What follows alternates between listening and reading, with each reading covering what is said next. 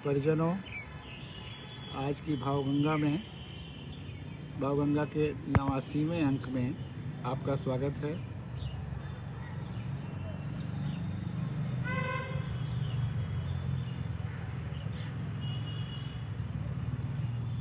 जिस प्रकार से आपने इसको पसंद किया और फॉरवर्ड किया, आगे फैलाया, लोगों ने देखा, उससे हम सबको और भावगंगा को ज़बरदस्त ऊर्जा मिली है। और आज हम लोग का ये 89वां अंक है। आज भी कुछ हाइकुओं के आधार पर चर्चा करने का विचार था, लेकिन अभी सुबह सुबह एक मित्र की एक छोटी सी पोस्ट मिली तो मैं थोड़ा चौंका और इसीलिए मैंने कहा थोड़ी सी इस पे चर्चा ज़रूरी है। उन्होंने लिखा क्या, मतलब कहीं से फॉरवर्ड होके आया होगा और उसी को उन्होंने आगे फॉरवर्ड कर दिया। आजकल तो ज़्यादातर व्यक्ति जिनको मैं मित्र समझता था, व्यक्ति समझता था, वो सब पोस्ट ऑफिस हो गए हैं।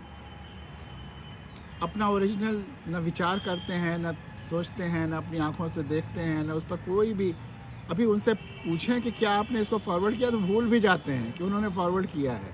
ये स्थिति है, मतलब ऐसी विचित्र स्थिति जहाँ लोगों ने इतनी बढ़िया, ईश्वर ने जो संरचना की है, आपको बुद्धि दिया है, आँख दिया है, विवेक दिया है, उस संवेदना दी है, किसी का उपयोग ही नहीं कर रहे हैं, अपनी शक्तियों का उपयोग ही नहीं कर रहे हैं।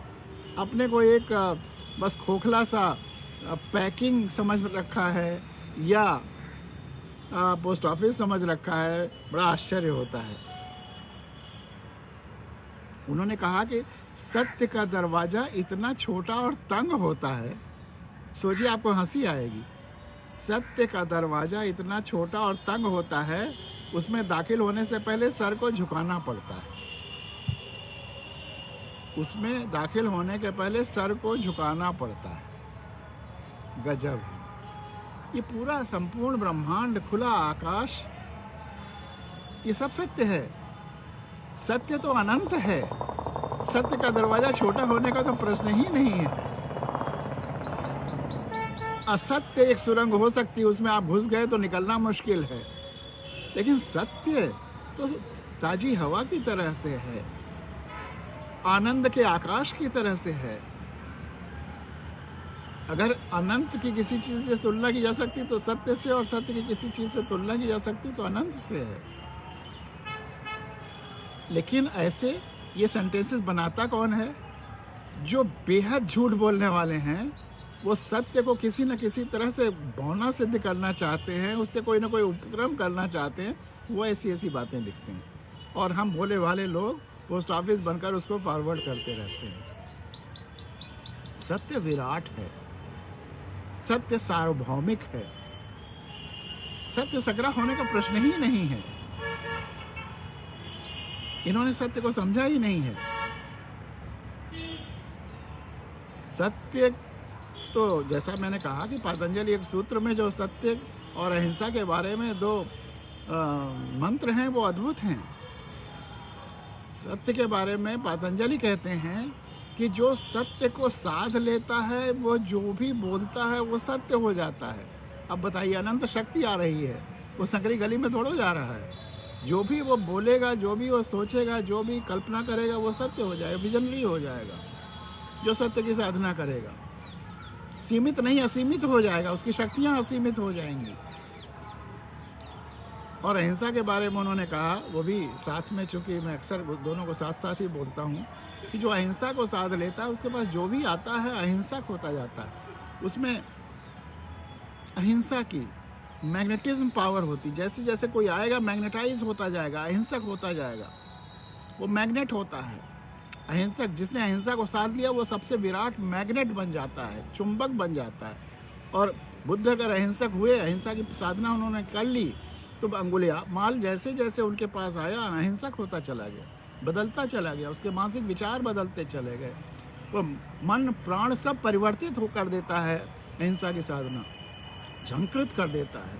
उसी तरह से सत्य की साधना आपको सृष्टि से, ब्रह्मांड से इतना जोड़ देती है कि आप और ब्रह्मांड एकाकार हो जाते हैं। जो आप बोलते हैं वही सच। एक बार ब्रह्मांड को भी भ्रम हो जाता है कि यही होना है और वही हो जाता है। इतना बड़ा सत्य का असर है, और उसको संकरी गली कह देना। और लास्ट में बड़ी और चालाकी की गई है इसमें, थोड़ा झुकने की बात कर दी गई कि मतलब बहुत विनम्र हो जाता है। उसमें दाखिल होने से पहले सर को झुकाना पड़ता है। सत्य इतना छोटा दरवाज़ा है कि उसमें शामिल होने के पहले सर को झुकाना पड़ता है। क्यों भैया? सत्यवादी को सर क्यों झुकाना पड़ेगा? झुकना क्यों पड़ेगा? ये जो झूठ बोलता है उसको झुकना पड़ेगा, जो सच बोलता है उसको झुकना पड़ेगा। झूठ का दरवाज़ा छोटा संकरा हो सकता है, सत्य का दरवाज़ा क्यों झुकना होगा? सत्यवादी तो अडिग रहेगा, बेलौस बेखौफ खड़ा रहेगा, वो क्यों झुकेगा? असत्य झुके, असत्य भाग ही जाएगा। झुकने की तो कौन कहे। लेकिन उसको एक दूसरे सेंस में झुकने की बात कही गई थी। कबीर का या वो जो दोहा है, कबीरा यह घर प्रेम का, खाला का घर नाही, और शीश उतारे कर धरे, सो बैठे घर माही। वो प्रेम के संदर्भ में है कि प्रेम में अहंकार नहीं चलता है, प्रेम में विनम्रता चाहिए। वह बात तो ठीक है, लेकिन सत्य के संदर्भ में सत्य तो विराट है, सत्य तो अडिग है। सत्य कभी झुक ही नहीं सकता, और सत्यवादी भी कभी नहीं झुक सकता। लेकिन कई सत्य के बारे में भी बड़े भ्रामक बातें कही गई हैं। आप आंख खोल करके विचारिए और सोचिए तो सही। महाभारत काल को याद करिए, वो भी याद आ गया आज मुझे।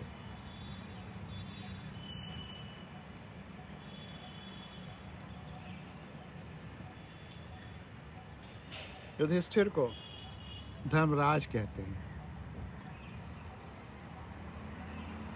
और कितनी चालाकी से अर्धसत्य बोलते हैं। अश्वस्थामा मरो नरो व कुंजरो। जब उनसे पूछा जाता है कि क्या अश्वस्थामा मर गया, तो अश्वस्थामा हाथी मरा था, अश्वस्थामा इनका बेटा नहीं मरा। सॉरी, अश्वस्थामा द्रोणाचार्य का बेटा नहीं मरा था। लेकिन गुमराह करने के लिए उन्होंने कहा कि इसका भ्रामक एक जवाब दिया कि अश्वस्थामा मरो नरो व कुंजरो। नर या हाथी कोई एक मर गया है, लेकिन अश्वस्थामा मरा है। और यह अर्धसत्य बोलने वाला भी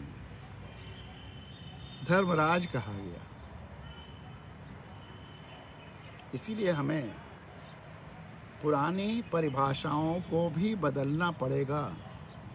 ये राजतंत्र की परिभाषाएं हैं, इसीलिए राजतंत्र धरती से गायब हो गया। भले ही 4-5 हजार साल रहा हो, राजतंत्र से जन कल्याण नहीं हुआ। कुछ परिवारों का कल्याण हुआ, कुछ लोगों का कल्याण हुआ।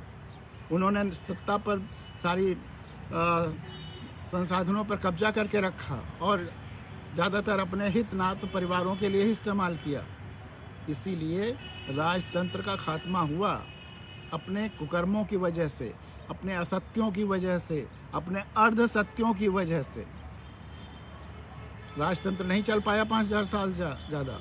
इस धरती पर लोकतंत्र, और लोकतंत्र के आगे जीवोक्रेसी अनंत का साल तक चलेगी। जब जीवोक्रेसी आ जाएगी तो उसको परिवर्तन की ज़रूरत नहीं होगी, वो हमेशा हमेशा चलेगी। क्योंकि मनुष्य झूठ बोलता है या अर्धसत्य बोलता है, ये वनस्पतियाँ, पेड़ पौधे, ये सब असत्य नहीं बोलते। तो इनके आधार पर जो व्यवस्था पनपेगी, इको फ्रेंडली जीवोक्रेसी, जिसमें मनुष्यों के साथ साथ इनकी भी राय ली जाएगी, वह सत्य पर आधारित होगी, सदा सत्य पर आधारित होगी। यह असत्य और अर्धसत्य पर आधारित साम दाम दंड भेद करने वाले, ये जितने तरह के छल प्रपंच करने वाले ये राजशाहियाँ थीं, इसीलिए ख़त्म हुई, अपने कुकर्मों की वजह से ख़त्म हुई, और लोकतंत्र आया। लोकतंत्र में अभी बहुत कमियां हैं। लोकतंत्र अभी जन जन तक गया ही नहीं ज़्यादातर देशों में।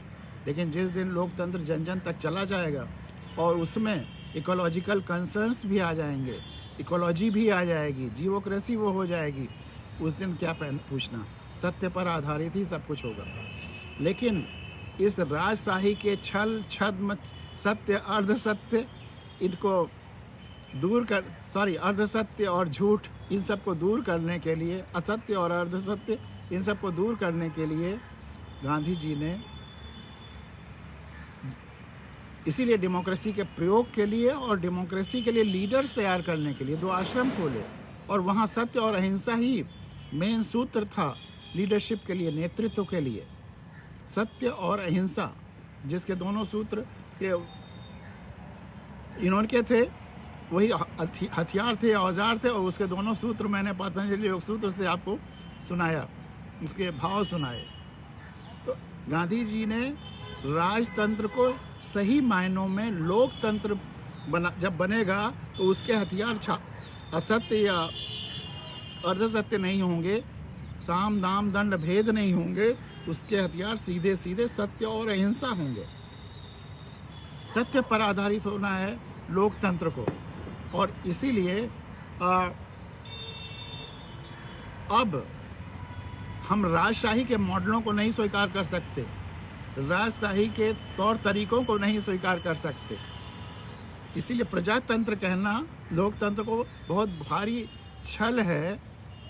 वो लोगों को जो ज़बरदस्ती नियंत्रण करना चाहते हैं और ये इनके इन प्रकारेण असत्य और अर्धसत्य के आधार पर सत्ता हासिल करना चाहते हैं। अब केवल और केवल सत्य चलेगा, केवल और केवल अहिंसा चलेगी, सबका देखभाल चलेगा, संवेदना चलेगी। हमने अपने भारत के चिन्ह, राष्ट्रीय चिन्ह पर नीचे सत्यमेव जयते ही लिखा है। सत्य की विजय होती है, सत्य हमेशा विजयी होता है, तो उसको सर क्यों झुकाना, उसका सर तो हमेशा खड़ा तना रहता है। तो ये कैसी कैसी बातें लोग पाते हैं और उसके बाद बड़े गदगद होकर के फैलाने लगते हैं। कहीं ना कहीं उनके मन में भी वही असत्य ही भरा होता है और इसीलिए उसको ऐसा फैलाते हैं। मैंने उनको कहा कि ये तो गलत है, सत्य क्यों झुकेगा, वो तो विराट है। या सत्य को जो बोलेगा या जो सत्य का रास्ता चुनेगा वो तो विराट का रास्ता चुन रहा है, वो क्यों झुकेगा। लेकिन मेरा कहना ये है, इस तरह के लोग तो फॉरवर्ड करते हैं, अगर वो खुली आंखों से करेंगे तो आगे नहीं करेंगे। लेकिन हम सब को अपनी आंखें खुली रखनी है, और पास्ट में किसी ने कुछ कह दिया है, किसी महापुरुष ने कुछ कह दिया है, तो उसको नहीं मानना है। वो कैसे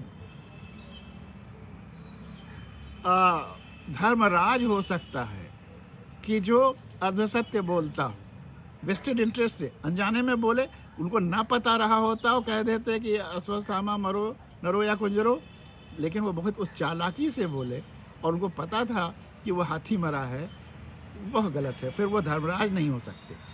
भले ही हमारे मिथक उनको धर्मराज मान लें, लेकिन एक शुद्ध खुली आँखों वाला और सत्य को इज्जत करने वाला उनको धर्मराज नहीं मान सकता। जुए में अपनी पत्नी को हार जाने वाला वह धर्मराज नहीं हो सकता। उसकी पत्नी सबके सामने नंगी खींच करके लाई जा रही हो पूरी भरी सभा में और वह चुप रह जाए, वह धर्मराज नहीं हो सकता। हम ऐसे धर्मराज को मानने के पक्ष में नहीं हैं। हमें नए धर्मराज गढ़ने होंगे और हम सबको धर्मराज बनना होगा लोकतंत्र में। लोकतंत्र की रक्षा के लिए और प्रकृति की सुरक्षा के लिए, संवेदनात्मक रूप से सबकी देखभाल करने के लिए, जन जन के कल्याण के लिए, प्रकृति के कल्याण के लिए, सबके दुख के निवारण के लिए, बच्चों को अच्छी शिक्षा के लिए, सबको अच्छा स्वास्थ्य मिले, इसके लिए हम सबको धर्मराज बनना होगा। सत्य पर आधारित धर्मराज, अर्ध सत्य पर आधारित धर्मराज नहीं, अपने कर्तव्यों से च्युत होने वाले, गिर जाने वाले धर्मराज नहीं। हम सब धर्मराज बने बैठे हैं। लोकतंत्र का चीरहरण हो रहा है। हम सही लोगों को वोट नहीं दे रहे हैं और गलत लोग पैसा दे करके और भौकाल बना करके और नाटक स्वांग बना करके एडवर्टाइजमेंट के द्वारा और बाद में वो लूटने के स्वांग रचाते हुए करोड़ों रुपए खर्च करके वोट जीत रहे हैं और लोकतंत्र का चीरहरण कर रहे हैं, और हम सब चुप बैठे हैं। हम सब पुराने उसी धर्मराज की तरह। उस तरह से तो हम अपना ड्यूटी निभा रहे हैं, हम सब बहुत बड़े धर्मराज हैं।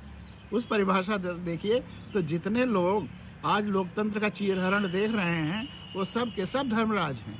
जो ऐसी स्थिति में चुपचाप बैठे हैं, 40% लोग वोट देने नहीं जाते हैं या नोटा दबाते हैं, वो सब बहुत बड़े धर्मराज हैं।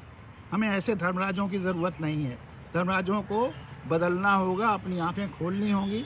और वही धर्मराज लोग इस तरह की पोस्टें भेजते हैं चारों तरफ, वोट देने नहीं जाएंगे लेकिन बैठ करके ऐसे ऐसे पोस्ट फॉरवर्ड करते रहेंगे। तो हमको आँख खोल करके शुद्ध रूप से एक मानव चेतना के रूप में काम करना है।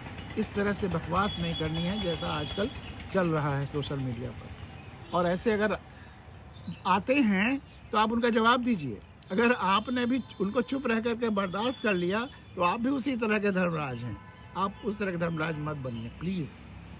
और अब हम लोग चर्चा करेंगे कुछ और हाइकुओं की। कल हम लोग यहाँ तक पहुँचे थे कि सिखा सके वेदना वह सिखाती वेदना।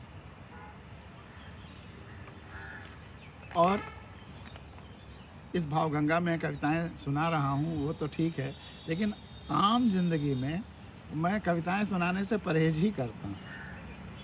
और इसीलिए लोग मुझे, बहुत सारे कवि होते हैं बहुत उबाऊ होते हैं और उनको देख करके ही दूर से लोग भागने लगते हैं।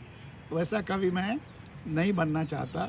मैं सामान्य तरह से जिससे मिलता हूँ उससे उसकी इच्छा के अनुरूप, उसकी रुचि के अनुरूप बात करता हूँ। अपनी कविताएं आरोपित नहीं करता हूँ। इसलिए यह एक छोटी सी हाइकू है, जबकि यह भावगंगा पर लागू नहीं होती। यहाँ तो कविताएं ही सुनाता हूँ, लेकिन यह आरोपित नहीं है। वो वही सुनते हैं जो सुनना चाहते हैं, जो खुद फेसबुक या यूट्यूब पे आते हैं, स्वतः आते हैं, ढूंढते हैं और सुनते हैं। तो वो 3 लाइन की हाइकू है जो अपने ऊपर व्यंग्य है कि मैं हूँ कवि सर्वप्रिय, मैं हूँ कवि सर्वप्रिय, क्योंकि मैं कविताएं सुनाता नहीं हूँ। मैं हूँ कवि सर्वप्रिय क्योंकि मैं हमेशा या यूं ही हर जगह कविताएं सुनाता नहीं हूँ। अब इस पे बहुत दिन से सीरियस बातचीत हो रही है, तो 2 कवियों पर और कविताएं ढेर सारे सुनाने वालों पर एक चुटकुले हैं, वो भी हो जाना चाहिए। क्योंकि बहुत भावगंगा केवल सीरियस ही सीरियस ना हो, कुछ हास्य भी हो, कुछ मस्ती भी हो, कुछ उत्फुल्लता भी हो। और होली का मौसम भी आने वाला है 15-20 दिन, 1 आध महीने में। बसंत वैसे भी बहुत उल्लास और आनंद का मौसम है। तो इसके लिए 2 चुटकुले। एक तो बहुत प्रचलित है कि एक कवि बीमार पड़ गए, बहुत सीरियस बीमार थे। तो उनके एक मित्र उनको देखने आए, तो उस कमरे में थे और मित्र ने हालचाल पूछा। तो उन्होंने कहा कि हालचाल तो अब क्या पूछना है, बस मरणासन है, चली चला की बेला है, तो आप थोड़ी देर बैठो, मुझे कुछ कविताएं मेरी सुनो, थोड़ी तसल्ली हो जाएगी मुझे और कुछ आराम मिलेगा और शांति से जा सकूंगा। कवि ने कविताएं सुनानी शुरू की। सुनाते गए और जैसे जैसे सुनाते जाते उनका तबीयत ठीक होने लगती, ऊर्जा मिलने लगती। और सुबह तक ये सिलसिला चलता रहा। मित्र रात में हालचाल देखने आए। सुबह जब लोगों ने वो कमरे में गए तो देखा कि वो कवि तो एकदम ठीक ठाक हो गए हैं, वो बेचारे मित्र मरे पड़े हैं। तो एक तो कवियों के बारे में एक ये व्यंग्य है, लेकिन ये बहुत पॉपुलर है। काका हाथरसी ने भी शायद इस पर कुछ कविता भी लिखी है। लेकिन जो बहुत बढ़िया व्यंग्य है वो सुनते सुनते लोग लोटपोट हो जाते हैं अक्सर। एक कवि थे और वो 2nd फ्लोर पर रहते थे एक मल्टी स्टोरी में। एक साहब, और इतनी ज़्यादा कविताएं वो लिखते थे, रोज़ 15-20 कविता लिखते थे। और किसी न किसी को जब तक सुना नहीं लेते थे उनको चैन नहीं पड़ता था। उस फ्लोर वालों को, परिवार वालों को, आसपास के अगर पान की दुकान या दुकान वालों को, सबको, तो सब लोग उनसे कतराते थे। परिवार वाले तो छोड़ के चले ही गए थे। उस फ्लोर पर भी कोई नहीं रहता था, क्योंकि ये ज़बरदस्ती जा जा करके नॉक करके सबको कविता सुना ही डालते थे। एक दिन बहुत बेचैन थे, करीब 10-15 दिन की कविताएं 100-150 उनके पास इकट्ठी थी और किसी को सुना नहीं पाए थे।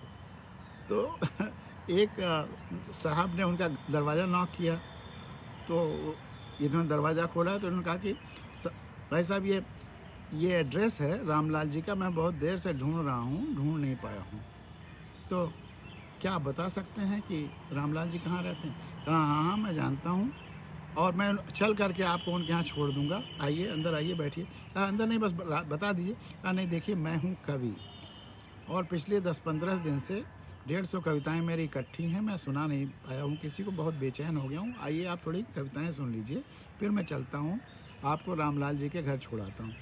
उनको आके सोफे पर बैठा लिया, दरवाज़ा बोल्ट कर दिया।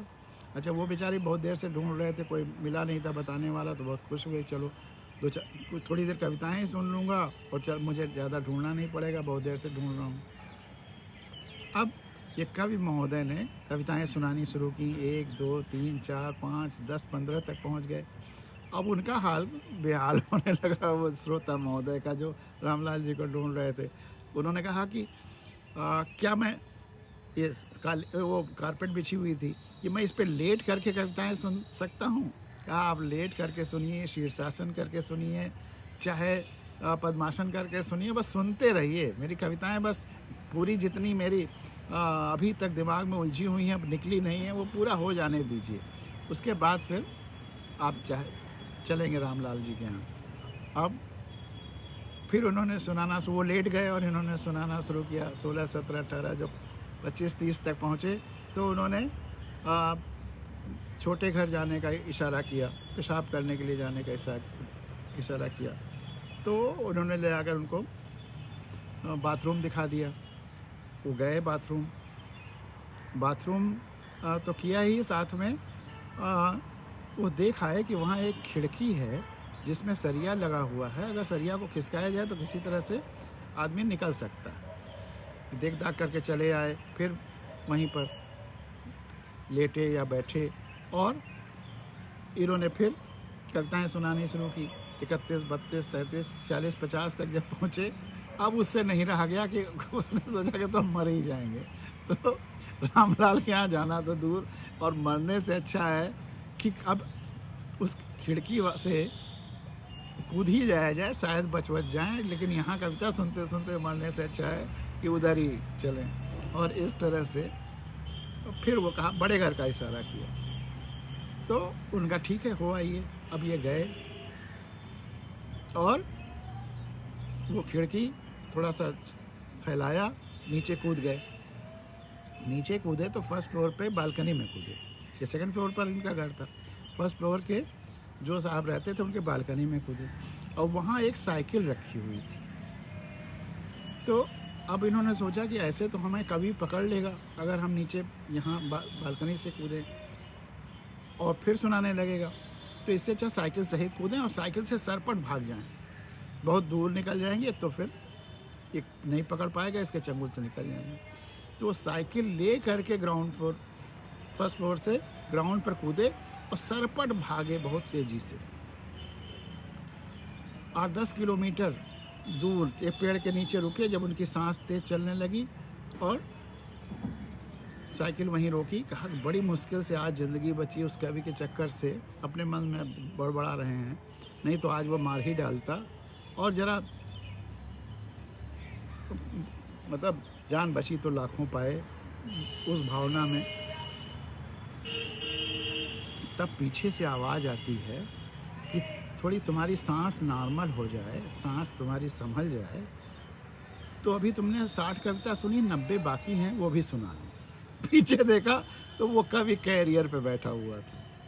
तो ऐसे होते हैं कवि जो कि लगातार कविता जहाँ मौका पाता है सुनाते हैं। लेकिन मुझे खुशी है कि मेरी कविताएं आप लोग उस कवि के भाव से नहीं सुन रहे हैं, खुद अपनी चॉइस से मस्ती में सुन रहे हैं और उसके अर्थों को आत्मसात कर रहे हैं। तो मैं हूँ कवि सर्वप्रिय, क्योंकि मैं कविताएं सुनाता नहीं हूँ। और एक बार ही नहीं सुना डालता हूँ, ग्रेड सो सुना लूँ, 10-10, 5-5 सुना करके कुछ बातचीत करता रह रहा हूँ। और अगला हाइकू है, खुशी है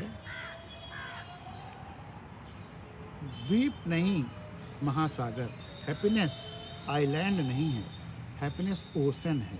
जो अगर आपके चारों तरफ दुख हो तो आप सुखी नहीं हो सकते हैं, वो आइलैंड की तरह से नहीं रह सकते। जब चारों तरफ खुशी होगी तभी आप खुश हो पाएंगे, उसके बीच में सबसे ज़्यादा आनंदित होंगे। वो किसान का किस्सा याद करिए, वो भी सुना चुका हूँ लेकिन फिर सुनाने की ज़रूरत है। वो किस्सा इतना अच्छा है, मैनेजमेंट का सबसे बड़ा सूत्र है वो, कई बार सुना चुका हूँ, भावगंगा में भी और हम भारत के लोगों में भी। लेकिन कुछ जैसे कुछ प्रार्थनाएं होती हैं, वह शक्ति हमें दो दया निधे, हम लोग बचपन में स्कूल में सुनते थे, रोज़ सुनते थे, लेकिन अभी भी सुनने में अच्छा लगता है। या ओम जय जगदीश हरे, जो आरतियां हैं अक्सर की जाती हैं, बार बार सुनने में भी अच्छा लगता है। वैसे कुछ ये कहानियाँ, कुछ ये सूत्र मैनेजमेंट के, ये बार बार कहा जाए, सुना जाए, ज़िंदगी के सबसे बड़े सूत्र हैं। वो रिपीटिशन में भी आनंद आता है, रिपीटिशन भी उनका होते रहना चाहिए। ये किसान है, उसको साल दर साल सबसे अच्छा, सबसे ज़्यादा उपज करने का अपने खेतों में अवार्ड मिलता है। उसका यील्ड पर हेक्टेयर सबसे ज़्यादा होता है, आसपास या उस क्षेत्र में सबसे अच्छा रहता है। तो प्रेस वाले या कोई उनसे पूछते हैं कि ये साल दर साल आपको हर फसल में सबसे अच्छा उपज करने का जो अवार्ड मिलता है, उसका कारण क्या है? आप क्या करते हैं कि आपको साल दर साल ये अवार्ड मिलता है? अगर यही सवाल जब मैं बच्चों से मैनेजमेंट के या जहाँ भी जाता हूँ पूछता हूँ, तो लोग अलग अलग उत्तर देते हैं और सभी उत्तर सही हैं कि बेस्ट सीड्स, बीज अच्छे, ध्यान अच्छा करना, सिंचाई अच्छी, इंफ्रास्ट्रक्चर अच्छा, खेत तैयार करना अच्छा, बेस्ट संसाधन, बेस्ट तकनीक, निराई अच्छी, और दवाओं ऐसे कीटनाशक अच्छे कि वो जानवर वो खा न जाएं, जानवरों से सुरक्षा, चिड़ियों से सुरक्षा कि वो एकदम नष्ट न कर दें। ठीक है, बाकी आती रहें, खाती रहें, लेकिन एकदम से आक्रमण करके उसको नष्ट न कर दें। तो इस तरह से उसने कहा जो बेस्ट हम, ये लोग बताते हैं कि ये करता होगा तभी मिला, और ज़्यादा ध्यान देता होगा, हर चीज़ को टाइम से देता होगा। तो लेकिन उसका उत्तर ये नहीं है। उसका उत्तर है कि जो बेस्ट, ये जो लोग बताते हैं, वह अपने खेतों में तो देता ही हूँ, लेकिन अपने खेत के चारों तरफ जो हमारे पड़ोसियों के खेत हैं, जो अन्य लोगों के खेत हैं, उसमें भी सुनिश्चित करता हूँ, इंश्योर करता हूँ कि वही बेस्ट उन खेतों को भी मिले। क्योंकि अगर हमारे खेत के चारों तरफ के खेत उतने ही सशक्त नहीं हैं, उनमें भी उतनी ही अच्छी फसल नहीं है, उतनी भी अच्छे ग्रोथ नहीं है, तो हमारी फसल भी प्रभावित होगी, हमारा आउटपुट प्रभावित होगा। क्योंकि ये जितनी बाउंड्रीज़ हैं, जितनी सीमाएं हैं, जितने मेड़ हैं, ये हमने बनाए हैं। प्रकृति में कोई बाउंड्री नहीं है, प्रकृति में कोई मेड़ नहीं है, प्रकृति ने मेड़ नहीं बनाया है। और चाहे कीड़ों मकोड़ों की हो, चाहे पराग कणों की हो, हवा की हो, पानी की हो, ये सब की आवाजाही सब तरफ है।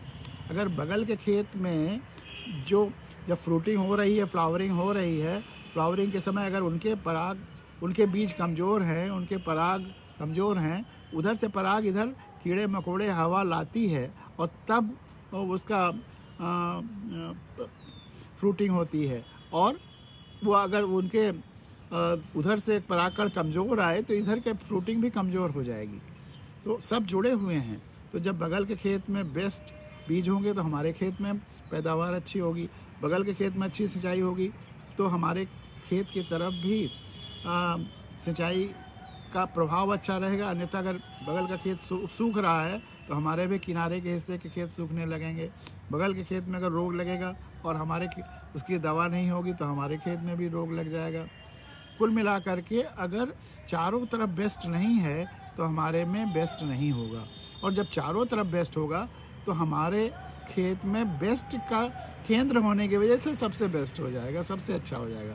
क्योंकि बगल के खेत के चारों तरफ बेस्ट हो पता नहीं, अगर वहाँ भी है तो वहाँ भी बहुत अच्छा होगा, लेकिन उसको भी तब सुनिश्चित करना पड़ेगा कि चारों तरफ बेस्ट हो। तो इस तरह से अगर हमें बेस्ट होना है, बेस्ट का आनंद लेना है, तो चारों तरफ बेस्ट क्रिएट करना पड़ेगा। और वही बात खुशी के लिए भी है कि खुशी वहीं होगी जहाँ चारों तरफ खुशी हो।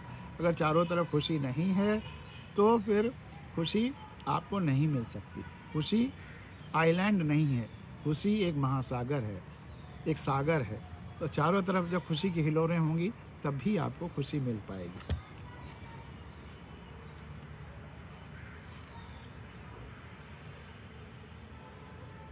विज्ञान की तरक्की का फल अब रोशनियां कहीं और कालिख कहीं। विज्ञान की तरक्की का फल अब रोशनियां कहीं और कालिख कहीं। पहले चिराग तले अंधेरा होता था कि जहाँ चिराग है वहीं नीचे अंधेरा होगा। लालटेन है वो देख लीजिए, या अब आजकल बल्ब आ गए और ऊपर वो जिसमें होल्डर होता है तो होल्डर के ऊपर अंधेरा, तो चिराग तले या ऊपर या चिराग के पास अंधेरा रहता है। लेकिन फिर अब ऐसे ऐसे बल्ब आ गए हैं, होल्डर पुराने वाले ख़त्म हो गए हैं, तो अब कोई कह सकता है कि पूरी तरह से कि अब विज्ञान की तरक्की का ये फल हुआ कि चिराग के आसपास अंधेरा नहीं है, रोशनी ही रोशनी है चिराग के आसपास। लेकिन सोलर एनर्जी के संदर्भ में तो ठीक है ये कुछ हद तक, लेकिन जो थर्मल पावर प्लांट से बिजली आ रही है ज़रा उनके बारे में सोचिए। दरअसल एक थर्मल पावर प्लांट को देख करके आने के बाद ही ये हाइकू बनी थी उधर रेणकोट साइड में। बहुत सुपर पावर थर्मल प्लांट, लेकिन चारों तरफ उसका जो कोयले की राख है, इतना ज़्यादा ज़मीन घेर करके उस राख को रखा गया है, वो राख उड़ती थी, आसपास के लोगों की ज़िंदगी नरक हो गई थी, रहना मुश्किल हो गया था। राख उड़े अलग से और पोल्यूशन अलग से, तो उसी लिए मतलब भले ही हमारे घरों में उस बिजली से रोशनी है, लेकिन उन घरों में उसकी वजह से तमाम सारी परेशानियां और अंधेरापन आ गया। तो वही मैंने कहा कि विज्ञान की तरक्की का फल अब रोशनियां कहीं और कालिख कहीं, अंधेरा कहीं कालिख कहीं। पहले रोशनी और कालिख साथ साथ होते थे, अब रोशनी और कालिख दूर दूर हो गए हैं। कालिख और अंधेरा दोनों के संदर्भ में अब रोशनी एक जगह मिल रही है और कालिख कहीं सारे जगह लोगों की इकट्ठी हो रही है। तो विज्ञान ने केवल उसको सेपरेट करके दूर कर दिया है कालिख को और रोशनी को, लेकिन अभी भी जनरेट हो रही है। इसलिए हमें इको फ्रेंडली ऐसी रोशनी पैदा करनी है कि जो कालिख होने ही ना दे। सोलर एनर्जी इसका एक सबसे अच्छा उदाहरण है। विंड एनर्जी जो इको फ्रेंडली एनर्जीज से बिजली का प्रोडक्शन हो रहा है, उसकी तरफ ज़्यादा ध्यान देने की ज़रूरत है। विज्ञान की तरक्की का फल अब रोशनियाँ कहीं और कालिख कहीं। अगला है ईश्वर। कितने मिनट हो गया ये देखने के लिए, क्योंकि अब धूप है तो साफ साफ सामने दिख नहीं रहा है। 32-33 मिनट हो गए हैं, तो 10-15 मिनट में और बात ख़त्म करनी है। 5-6 और हाइकू सुनाएंगे। ईश्वर का सबसे बड़ा नूर, ईश्वर का सबसे बड़ा नूर संतुलन और सही अनुपात। ईश्वर का सबसे बड़ा नूर, सबसे बड़ा तोहफ़ा, सबसे बड़ा उपहार, सबसे सुंदर उपहार, संतुलन और सही अनुपात। ह्यूमन वैल्यूज़ में और प्रोफेशनल एथिक्स में भी बार बार यही बात आई है कि हार्मोनी सबसे बड़ी आवश्यकता भी है और सबसे बड़ा गुण भी है। सही प्रोपोर्शन, हार्मोनी व्यक्ति और शरीर के बीच, आत्मा और शरीर के बीच, शरीर मतलब व्यक्ति और परिवार के बीच, परिवार और समाज के बीच, समाज और प्रकृति और देश और धरती के बीच, ये हार्मोनी, ये सही अनुपात, ये ज़रूरी है। और सबसे बड़ा गुण या ईश्वर की सबसे बड़ा तोहफा यही है, हार्मोनी और सही अनुपात। और ये तभी आता है जब उसके हम कोर में जाते हैं, संवेदना। ईश्वर का सबसे बड़ा जो मूलभूत तोहफा है वो तो संवेदना है। उसी से संतुलन और सही अनुपात आ जाता है जब उस दृष्टि से हम देखने लगते हैं चीज़ों को। तो ईश्वर का सबसे बड़ा नूर संतुलन और सही अनुपात। अब ये हाइकू भी बहुत अच्छी लगती है। पानी ने सिखाया, पानी ने सिखाया, जितना ही हरकत करते हैं उतना ही डूबते हैं। पानी ने हमें सिखाया कि जितना ही हरकत करते हैं उतना ही डूबते हैं। आप में से जो लोग तैरना जानते होंगे वो इसको बहुत अच्छी तरह से रियलाइज़ करेंगे। हम इसलिए नहीं डूबते हैं कि पानी हमें डुबाती है, हम इसलिए डूबते हैं कि हम बहुत ज़्यादा हरकत करते हैं। अगर हरकत ना करें तो पानी में हम डूब ही नहीं सकते। असंभव है कि कोई हमें पानी में डुबा दे। आप केवल पानी में लेट जाइए, आप तैरते रहेंगे, कुछ नहीं करना है। इसीलिए कहते हैं ना, योगी लोग जो है पानी पर लेट जाते थे। वो योगी नहीं, वो आप भी अगर हरकत ना करें, घबराएं नहीं, तो आप भी वहीं तैरते रहेंगे। फिर आप भी योगी की सारी कलाएं कर सकते हैं। ये जो आप तैरते हैं या योगी उस पर लेट बात ये फैली हुई है कि वो लेट जाते हैं, लेटे रहते हैं, वो इसलिए नहीं कि उनमें कोई स्पेशल शक्ति है। वो स्पेशल शक्ति तो आप में भी है। हाँ, उनको उसकी जानकारी है, आपको उसकी जानकारी नहीं, बस इतना ही अंतर है। वो शक्तियाँ, जानकारी वाली शक्ति उनमें है और आप में नहीं है। शरीर की शक्ति तो दोनों के बराबर है। वो जानकारी बहुत सरल सी है कि पानी की स्पेसिफिक ग्रेविटी एक मानी जाती है। एक पानी की मान करके ही दूसरी चीज़ों की स्पेसिफिक ग्रेविटी आंकी गई है, उसको नापा गया है। और जिन जिन चीज़ों की स्पेसिफिक ग्रेविटी पानी से कम है वह तैरेंगी, और जिन एक से कम है, और जिन जिन चीज़ों की ग्रेविटी एक से ज़्यादा है वो डूबेंगी। लोहे की ग्रेविटी 5-6 होगी तो वो डूब जाएगा। लकड़ी की ग्रेविटी 0.67 होगी तो वो तैरेगा। मनुष्य की ग्रेविटी, शरीर की ग्रेविटी, स्पेसिफिक ग्रेविटी 0.93 है। 0.93 मनुष्य की स्पेसिफिक ग्रेविटी है शरीर की। तो मनुष्य अगर पानी पर लेटता है तो उसका अगर 100 हिस्सा मनुष्य के शरीर का किया जाए तो 7 हिस्सा वॉल्यूम का, उसके आयतन का 7 हिस्सा, उस 100 हिस्सों में से 7 बाहर रहेगा और 93 पानी के अंदर रहेगा। बिल्कुल साइंटिफिक है। 7 हिस्सा बाहर रहेगा और 93 हिस्सा पानी के अंदर रहेगा। और आप लेट जाइए तो ऑटोमेटिकली आपका ये वाला हिस्सा, अगर आपका नाक बाहर है तो आप सांस लेते रहेंगे, पानी में रहेंगे और लेटे रहेंगे जैसे पानी आपका बिस्तर हो। बस ये आपको समझना है कि आपकी नाक बाहर रहे, और नाक आपके किसी हरकत से नहीं बाहर रहेगी। नाक अपने आप बाहर रहेगी क्योंकि आपकी स्पेसिफिक ग्रेविटी पानी से कम है। अब आपको करना क्या है? कुछ मत करिए, बस लेटे रहिए, हाथ भी पानी के अंदर डाले रहिए ताकि यही बाहर रहे। जहाँ अगर वो 7 हिस्सा 100 में से बाहर करना है, अगर हाथ आपने बाहर कर लिया तो फिर सर नीचे चला जाएगा। 7 ही हिस्सा 100 में से 93 अंदर रहना और 100 बाकी बाहर करना। तो हाथ पैर अंदर रखिए, अगर हाथ पैर आपने बाहर कर दिया तो नाक अंदर चली जाएगी। तो एक तो ये है कि हाथ पैर अंदर कॉन्शियसली रखिए, ताकि 7 हिस्सा 100 का जो बाहर रहना है वो चेहरे वाला हिस्सा इतना, ये वाला हिस्सा इतना रहे कि आपकी नाक बाहर रहे, नंबर 1।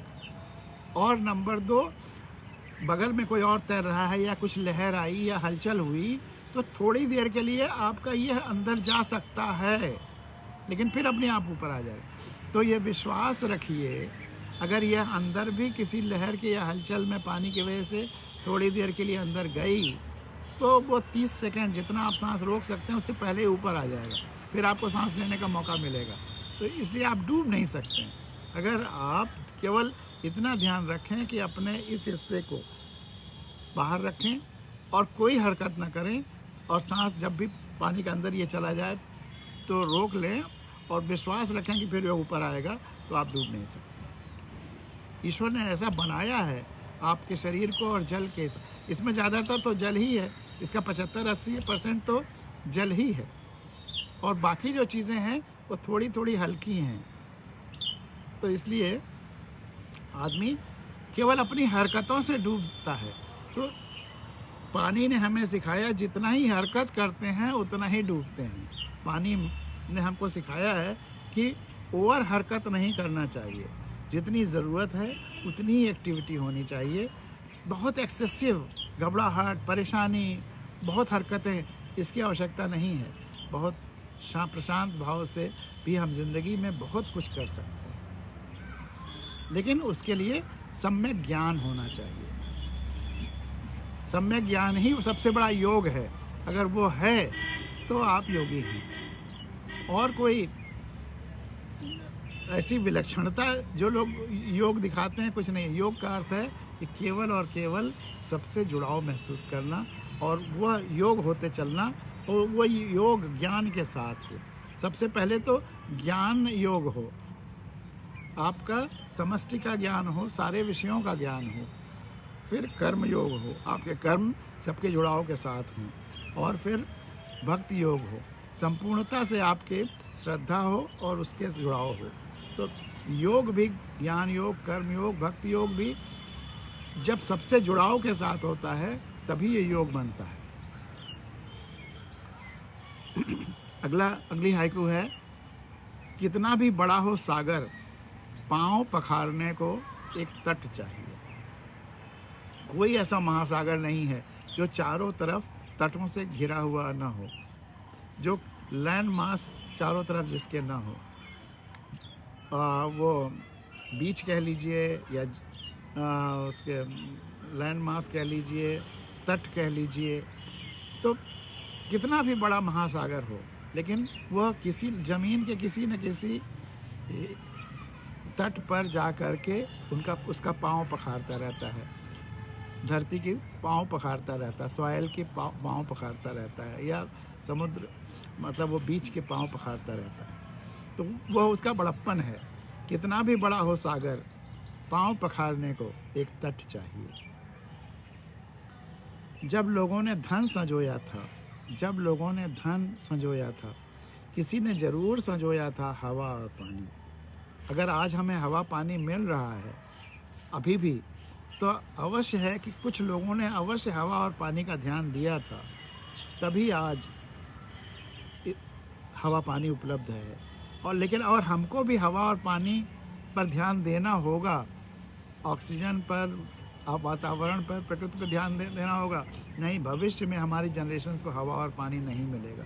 अगर हम सब केवल अपने लोभ में और धन संजोने में और इसी तरह से जीते रहे तो भविष्य में फिर हवा पानी नहीं मिलेगा। तो जब लोगों ने धन संजोया था, कुछ लोगों ने या किसी ने ज़रूर संजोया था हवा और पानी, और आज हमारी भी ड्यूटी है कि हम सब हवा और पानी और प्रकृति संजोएं, ताकि हमारे फ्यूचर जनरेशन्स को भी हवा और पानी मिलता रहे। संशय को विश्वास, अगली हाइकू है, संशय को विश्वास और विश्वास को संशय में बदल देती हैं पीढ़ियाँ।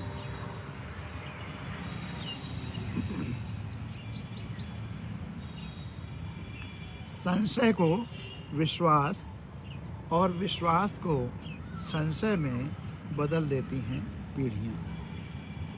जब जनरेशन, इसलिए जनरेशन गैप शब्द बहुत महत्वपूर्ण हो जाता है, पीढ़ियों का अंतर, कि अक्सर 2 पीढ़ियों में कई चीज़ों के विश्वासों में अंतर आ जाता है। जब नई पीढ़ी अपनी आँखों से देखना शुरू करती है तो बहुत सारे अंधविश्वास ख़त्म होने लगते हैं, बहुत सारे नए विश्वास पनपने लगते हैं, बहुत सारे जो पहले लोग अविश्वास करते थे वो विश्वास में आने लगता है।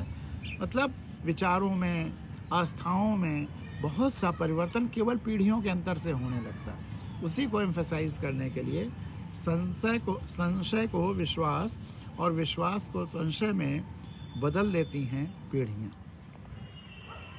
अब 2 हाइकू हैं जो कि एकदम गांव की ज़िंदगी या शहरों के गलियों की ज़िंदगी और सो कॉल्ड पॉश एरियाज़ की ज़िंदगी, उन दोनों को कैसे डिस्क्राइब करती है 2 छोटी छोटी हाइकुओं के माध्यम से। सकरी गली, बेतरतीब घर, बुनी हुई ज़िंदगी। गांव या शहर की जो गलियों के आसपास रहते हैं या पतली सड़कों के, तो संकरी गली में रह रहे हैं, लेकिन जिंदगियां बुनी हुई हैं। वो एक दूसरे के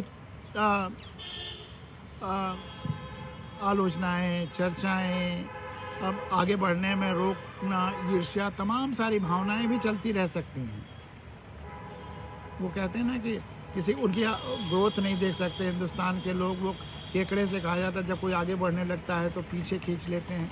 वह सब बातें इन्हीं संकरी गली में रहने वाले लोगों के बारे में कहा जाता है कि इस तरह की मानसिकता है संकरी गली।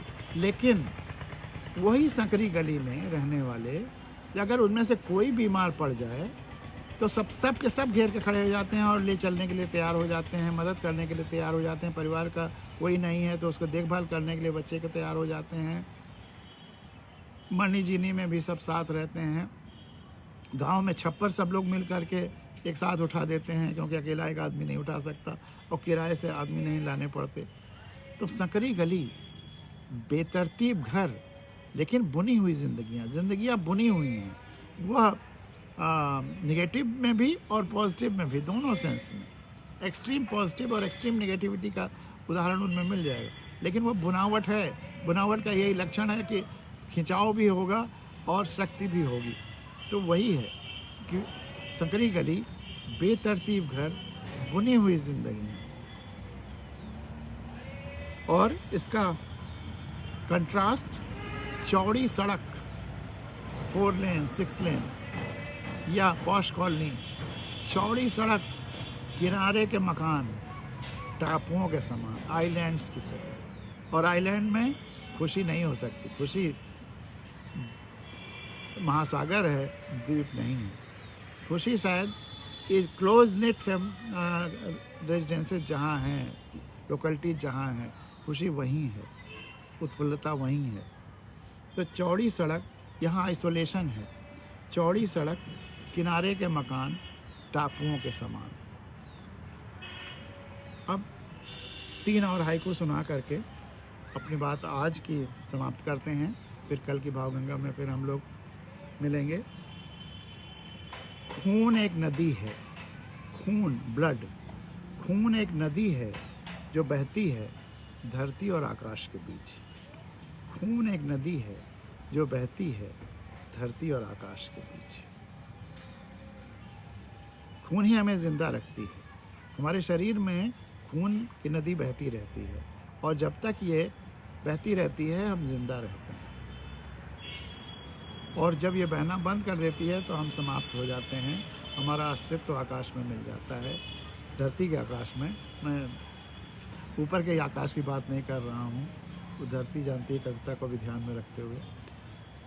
तो खून भी एक नदी की तरह है जो हमारे शरीर में बहती रहती है और हमें ज़िंदा रखती है।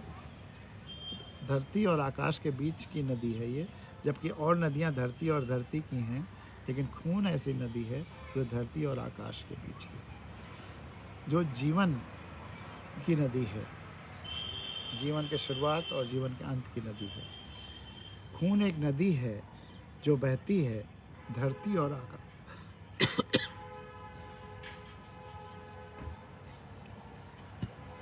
खून एक नदी है जो बहती है धरती और आकाश के बीच। अब अगली हाई को देखिए। नाम लिखा था पत्तों पत्तों पर, उन पत्तों पर भी नाम लिखा था। नाम लिखा था पत्तों पत्तों पर, दीवारों अखबारों में नाम नहीं था। दीवारों अखबारों में नाम नहीं था, नाम लिखा था पत्तों पत्तों पर। ये जो भावगंगा है ये अखबारों में नहीं बह रही है, ये दीवारों पे नहीं बह रही है, ये पत्तों पत्तों पर नाम लिखा था। हमारे मनों में नाम लिखा हुआ है, ये वहीं बह रही है, हम लोगों के मनों में बह रही है, ये पत्तों पे बह रही है, प्रकृति में बह रही है, हवाओं के साथ बह रही है, प्रकृति वातावरण में बह रही है। तो नाम लिखा था पत्तों पत्तों पर, दीवारों अखबारों में नाम नहीं था। और आखिरी, सदियों ने खताएं की हैं, सदियों ने खताएं की हैं, बदनाम लम्हे हो गए हैं। सदियों ने खताएं की हैं, बदनाम लम्हे हो गए हैं। आपको कोई गज़ल याद आती है इससे? एक गज़ल है और उसी का मैंने इसको उलट दिया उस गज़ल को। गज़ल है,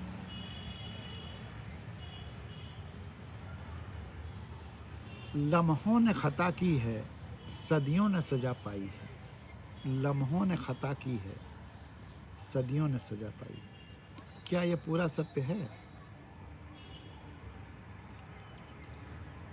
क्योंकि ये गज़ल लिखी गई थी उस संदर्भ में कि एटम बम गिरा हिरोशिमा और नागासाकी पे, एक लम्हे में। लम्हों ने खता की है, सदियों ने सजा पाई है। वह जो बच्चे ख़त्म हो गए, उतने लोग जो विनाश हुआ, उनकी जनरेशन्स, मतलब ईयर्स एंड ईयर्स, 50-100 साल लोग उस त्रासदी को जूझते रहे, झेलते रहे। चाहे वो भोपाल ट्रेजिडी हो या जो भी इस तरह की ट्रेजिडीज वार्स की होती हैं। और एटम बम के सिलसिले में ही उन्होंने लिखा था कि लम्हों ने खता की है, सदियों ने सजा पाई है। लेकिन क्या यही सच्चाई है? मैंने इसको उलट के लिखा कि सदियों ने खताएं की हैं।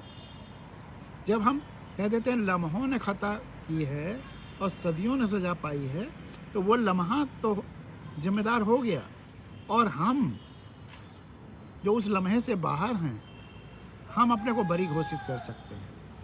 लेकिन ऐसा नहीं है। सदियों ने खताएं की हैं, बदनाम लम्हे हो गए हैं। सदियों ने खताएं की हैं, बदनाम लम्हे हो गए हैं। अगर वह एटम बम गिरा था उस मोमेंट पे, तो क्या वह मोमेंट ही जिम्मेदार था? वो मोमेंट्स नहीं जिम्मेदार थे कि जिन मोमेंट्स ने एटम बम तैयार किया, वह टेक्निक तैयार किया, वो लम्हे जिम्मेदार नहीं थे कि जो उस मानसिकता तक हिंसा की ले गए कि तुम सबको नष्ट कर दो। वो लम्हे जिम्मेदार नहीं थे जिन्होंने ये फैसला किया कि हम वर्ल्ड वॉर करेंगे। वो लम्हे जिम्मेदार नहीं थे कि जो वर्ल्ड वॉर की तैयारियां कर रहे थे। वो लम्हे जिम्मेदार नहीं थे जो वर्ल्ड वॉर की मानसिकता बना रहे थे। वो लम्हे जिम्मेदार नहीं थे कि जिन्होंने फैसला किया पॉलिटिकल डिसीजन कि बम गिराया जाए। ये सब के सब जिम्मेदार हैं। सैकड़ों साल की वो मानसिकता जिम्मेदार है जो वर्ल्ड वॉर्स हुए, या जो युद्ध हुए, या जो और दूसरे इस तरह के डिस्ट्रक्टिव चीज़ें होती हैं। वो टेक्नोलॉजी का विकास जितने दिनों में हुआ वो भी जिम्मेदार है। तो वह सारे लम्हे जिम्मेदार हैं, यानी कि सदियां जिम्मेदार हैं। लेकिन हम उन लम्हों को दोष दे करके बड़े आराम से अपने को बरी कर लेते हैं। हम सब जिम्मेदार, और आज भी हम जो उस मानसिकता में, युद्ध की मानसिकता में, पर्यावरण विनाश की मानसिकता में जी रहे हैं, या उसमें उस मानसिकता से जी रहे हैं, उसमें सहयोग दे रहे हैं, हम सब जिम्मेदार हैं। तो मैंने फिर इसीलिए कहा कि सदियों ने खताएं की हैं, बदनाम लम्हे हो गए हैं। सदियों ने खताएं की हैं, हम भी कर रहे हैं, अभी भी कर रहे हैं, और लेकिन हम किन्हीं लम्हों को बदनाम करके और अपने को बरी कर लेते हैं। अगर कोई गलत काम कहीं हो रहा होता है, अगर कोई नेता गलत काम कर रहा होता है, देश को लूट रहा होता है, या जो भी गड़बड़ियाँ होती हैं, तो हम भी जिम्मेदार हैं। हमने चुना है उसको, हम भी जिम्मेदार हैं। लोकतंत्र में अगर कहीं कोई गड़बड़ी हो रही है तो हम उसके लिए जिम्मेदार हैं, भले ही माने या ना माने, उसको दोष दे करके अपने को मुक्त कर लें, लेकिन हम मुक्त नहीं हैं। सदियों ने खताएं की हैं, बदनाम लम्हे हो गए हैं। और सबसे मज़ेदार बात, एक मतलब चमत्कारिक घटना घटी थी, वो मैंने इस किताब की भूमिका में, धरती जानती है में लिखा था। देखिए अगर निकल आता है तो आज अभी सुना देते हैं, नहीं तो बाद में सुनाएंगे।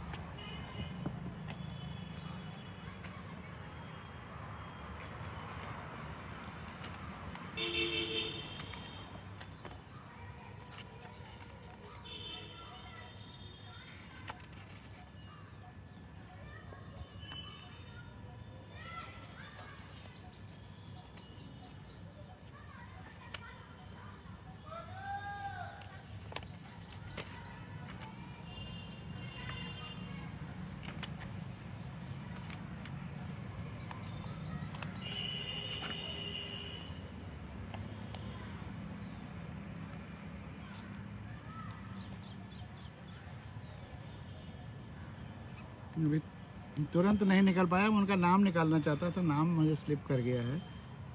एक बहुत मतलब जिस शायर ने वो गज़ल लिखी थी कि लम्हों ने ख़ता की है, सदियों ने सज़ा पाई है, बहुत मशहूर शायर, यूपी के ही थे। चेन्नई में एक बहुत बड़े कवि सम्मेलन में जब मैंने ये हाइकू सुनाया, मैं नहीं जानता था कि उस जिसका मैं जिक्र करते हुए सुनाया कि एक बड़े शायर ने ऐसा लिखा है, और लेकिन मैंने वो बात अधूरी लगी, मैंने इस तरह से लिखा है। वो शायर वहाँ मौजूद थे, उनका नाम मैं बताऊंगा, अब वो नहीं रहे, पिछले 2-3 साल पहले उनकी डेथ हो गई। तो वो जैसे ही मेरी बात ख़त्म हुई तो मैंने अपनी रचनाएं सुना करके मैं उठे और आ करके वृद्ध खूब मुझे गले से लगा लिया, बहुत देर तक लगाए रहे, और कहा कि पांडे जी वाह, वो शायर मैं ही हूँ जिसने वो लिखा है कि लम्हों ने ख़ता की है, सदियों ने सज़ा पाई है, और आपने तो उसको पूरा कर दिया। और अद्भुत। फिर बहुत देर तक हम लोग, नाम स्लिप कर गया, तो मैं वही नाम ढूंढ रहा था कि मैं नाम भी आपको बता दूं अगले अंक में, कल उनका नाम भी मैं आपको बता दूंगा।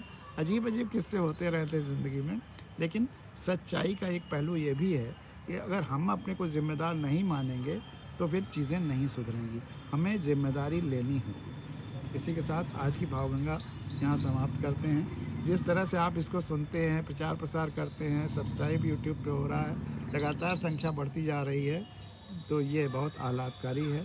बहुत बहुत धन्यवाद, आपका दिन शुभ हो, और कल फिर मिलेंगे।